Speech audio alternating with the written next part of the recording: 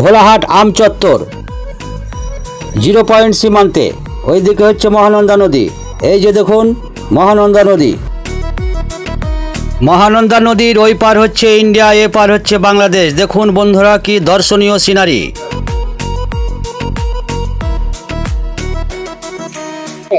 মানে জালাল সাহেবের বাগানের শেষ সীমানায় একেবারে সীমান্ত পিলার 200। জালাল সাহেবের বাগানের ভিতরে যে মসজিদ আছে 250 বছরের পুরনো মসজিদ। বিসমিল্লাহির রহমানির রহিম। সম্মানিত দর্শক শ্রোতা, আমি এখন দাঁড়িয়ে আছি ভোলাহাটের কলেজ মোড়ে, মেডিকেল মোড় কলেজ মোড়ে দাঁড়িয়ে আছি। বন্ধুরা আজ আমরা এসেছি ভোলাহাট দেখার জন্য। বন্ধুরা চাঁপাইনবাবগঞ্জ থেকে ভোলাহাটের দূরত্ব প্রায় 65 কিলোমিটার।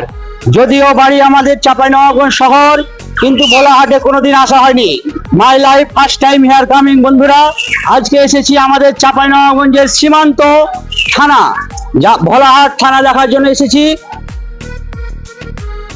আপনারা দেখতে থাকুন এক নজরে ভোলাহাট। ভোলাহাট কলেজ মোড় দেখার পর আমরা যাচ্ছি ভোলাহাট আম চত্বরের দিকে। যেতে যেতে আমাদের পড়ছে ডান দিকে দেখতে পাচ্ছেন ভোলাহাট ডায়াগনস্টিক সেন্টার এবং বাম দিকে হচ্ছে ভোলাহাট মেহবুল্লাহ কলেজ। আমরা মেহবুল্লাহ কলেজের চারিদিকের দৃশ্য, ভিতরের দৃশ্য আপনাদের দেখাচ্ছি।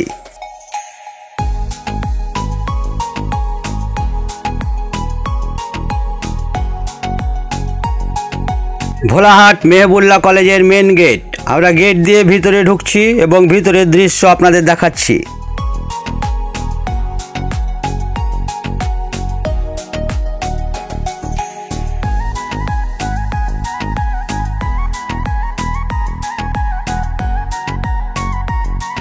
দেখুন মেন রাস্তার ধারে কলেজ।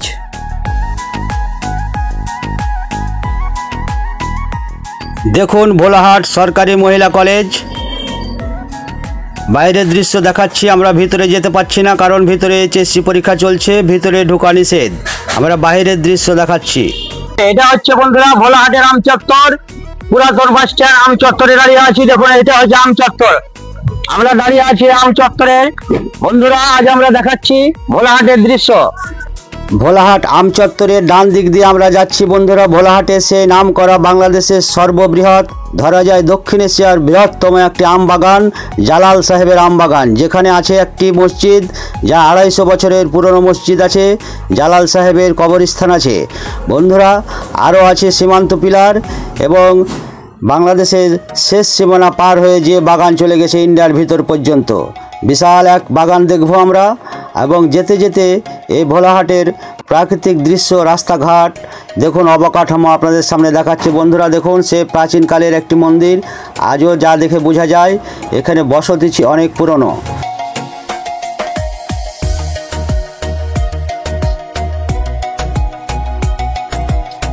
ডান দিকে দেখুন বাংলাদেশ ডাক বিভাগ, ভোলাহাট উপজেলা পোস্ট অফিস।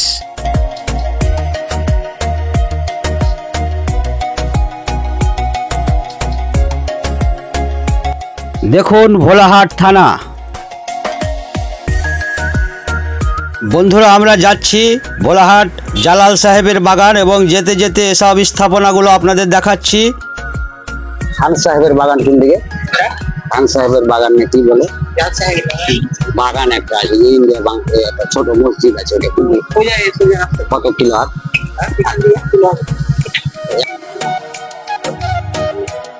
ভোলাহাট জালাল সাহেবের বাগানের কাছাকাছি চলে এসেছি বন্ধুরা। বাগানের ভিতরে ইন্ডিয়ান নদী আছে, মহানন্দা নদী। এটা হলো ইন্ডিয়ান নদী, আর এদিকে আমরা বাংলাদেশি। আচ্ছা ঠিক আছে, আচ্ছা সোজা যাবেন। আপনার এক পাইকরের গাছ আছে, পাইকরের গাছের পাশে জাল দিয়ে ঘেরা আছে পুরা বাগান। বাগানে দেখবেন যে আচ্ছা আচ্ছা। আমরা চলে এসেছি জালাল সাহেবের বাগান এরিয়া। এই হচ্ছে জালাল সাহেবের বাগান। আমরা ঢুকছি ভিতরে এবং আপনাদেরকে তুলে ধরছি বিস্তারিত তথ্য। যে রাস্তা শেষ, হ্যাঁ রাস্তা শেষ, ভারত বাংলাদেশের রাস্তা শেষ। আচ্ছা, সাইনবোর্ড দেওয়া আছে। আচ্ছা আচ্ছা, জালাল সাহেবের বাগান সচিব ছিল। আচ্ছা জালাল সাহেবের বাগান, এটা ভাইরা বললো জালাল সাহেবের বাগান। এই বাগানটা 400 বিঘা। কত বিঘা যদি হয়? কত? 250 বিঘা। যাই হোক, কেউ বলে 400, কেউ বলে 250। অর্ধেক ইন্ডিয়া অর্ধেক বাংলাদেশ নাকি? না না না, এটা বাংলাদেশের ভিতরই পড়ছে। হ্যাঁ আচ্ছা ঠিক আছে, 250 বিঘার বাগান একটা, চিন্তা করেন খান সাহেবের বাগান, আর মসজিদটা হচ্ছে জালাল সাহেবেরই। এটা হচ্ছে জালাল সাহেবের মসজিদ।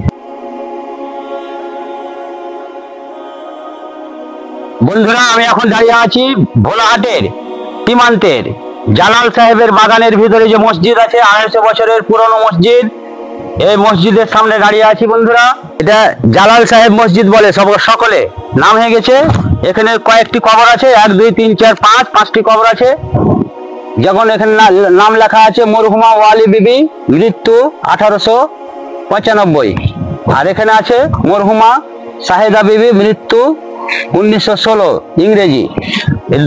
এই দুটি কবর, আর এখানে 3টি, মোট 5টি কবর আমরা দেখাচ্ছি। এখানে 3টি কবর, এই 3টির ভিতরে একটি হচ্ছে মরহুম কাজী জালাল আহমদ, মাননীয় সচিব মহোদয়, গণপ্রজাতন্ত্রী বাংলাদেশ সরকার, মৃত্যুর তারিখ 13/11/2005 খ্রিস্টাব্দ ইংরেজি। নাম ফলক এটা মুছে গেছে বন্ধুরা, এই নাম ফলক নাই।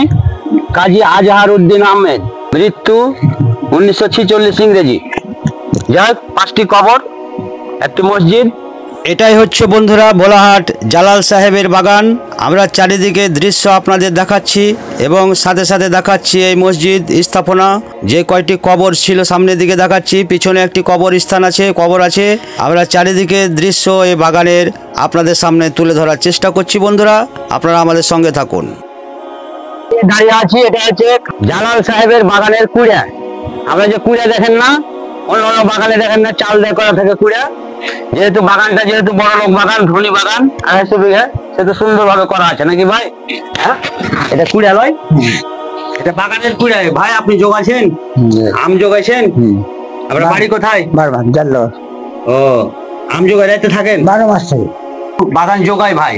আর এই যে কুড়া দেখছেন কত সুন্দর করে কুড়া বানা আছে, তৈরি করা আছে। 12 মাস ভাই, 12 মাস থাকে এখানে যোগাই, আর কি যোগানদার বাগানি ভাই নাকি?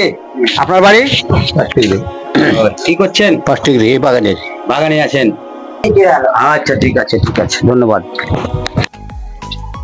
আমরা যাচ্ছি একেবারে সীমান্তের, মানে বাংলাদেশের শেষ সীমানায়, যেখানে বর্ডার পিলার আছে, রোডের শেষ মাথায় আমরা যাচ্ছি। দেখাবো বাংলাদেশ ইন্ডিয়ার বর্ডার এরিয়া, ভোলাহাট সীমান্তের 0 পয়েন্টের দিকে যাচ্ছি আমরা। আমরা ভোলাহাটের শেষ সীমান্তে আছি। এই যে দেখুন, সাবধান, সামনে সীমান্ত এলাকা, অতিক্রম করা নিষেধ। দেখুন গাছে গাছে বান্দর দেখতে পাচ্ছি আমরা। এই যে দেখুন, এই যে লাফ মারলো বান্দর। আমরা চলে এসেছি বন্ধুরা সীমান্ত পিলারের পাশে, মানে জালাল সাহেবের বাগানের শেষ সীমানায় একেবারে সীমান্ত পিলার, 201 নাম্বার পিলার। এই যে বাংলাদেশ, এদিক হচ্ছে ইন্ডিয়া। এই 201 নাম্বার পিলারের সামনে চলে এসেছি বন্ধুরা। এটা হচ্ছে 201 নাম্বার পিলার। এই সীমান্ত এরিয়ার বাগান দেখাশোনা করছে আমার এই ভাই। আসসালামু আলাইকুম। ওয়ালাইকুম আসসালাম। আপনার নাম কি? মোহাম্মদ সাইদুর রহমান। সাইদুর রহমান, আপনি দেখাশোনা করছেন? দেখাশোনা করি বাগান সারা বছর নাকি? না না, আম সিজন হয়। আম সিজন। এই যে এই গাছটা তো তাহলে ওদিক, এই গাছটা ওদিক সোজা চলে আলো। এদিকের গাছগুলা আমাদের দেশের লোক আছে নাকি? ওদের দেশের না, আমাদের দেশের লোক কিনে নেয়? না না, ওদের দেশের। এই সীমান্ত, এই পাহাড় থেকে এদিক সব ভারতের দিক। এটা হলো গফুর হাজির বাগান। এটা গফুর হাজির? হ্যাঁ, রহনপুর গফুর হাজির বাগান। আচ্ছা, গফুর হাজির বাগান যেটা ঘেরা আছে ওটা জালাল সাহেবের বাগান। এটা কত বিঘা গফুর ভাইয়ের? গফুর ভাই ধরুন 15-20 বিঘা মতো। চারিদিকে দৃশ্য দেখাচ্ছি। এ হচ্ছে 201 নম্বর পিলার, জালাল সাহেবের বাগানের শেষ সীমান্তে, বাংলাদেশ ইন্ডিয়া বর্ডার সীমান্ত পিলার, 201 নম্বর পিলার। আমরা দুপুরের লাঞ্চটা সেরে নিলাম বন্ধুরা। আমরা যাব ভোলাহাট মুন্সিগঞ্জ 0 পয়েন্টের দিকে, যেখানে মহানন্দা নদীর এপারে বাংলাদেশ ওপারে ইন্ডিয়া। দুপুরের লাঞ্চের পর আমরা যাচ্ছি বন্ধুরা ভোলাহাটের সবচেয়ে দর্শনীয় স্থান মুন্সিগঞ্জ 0 পয়েন্ট। দেখুন ভোলাহাট লেখা আছে, ওই পারে হচ্ছে মহানন্দা নদী, মহানন্দা নদীর এই পারে বাংলাদেশ, ওই পারে ইন্ডিয়া। দারুণ এক দর্শনীয় জায়গায় দাঁড়িয়ে আছি বন্ধুরা।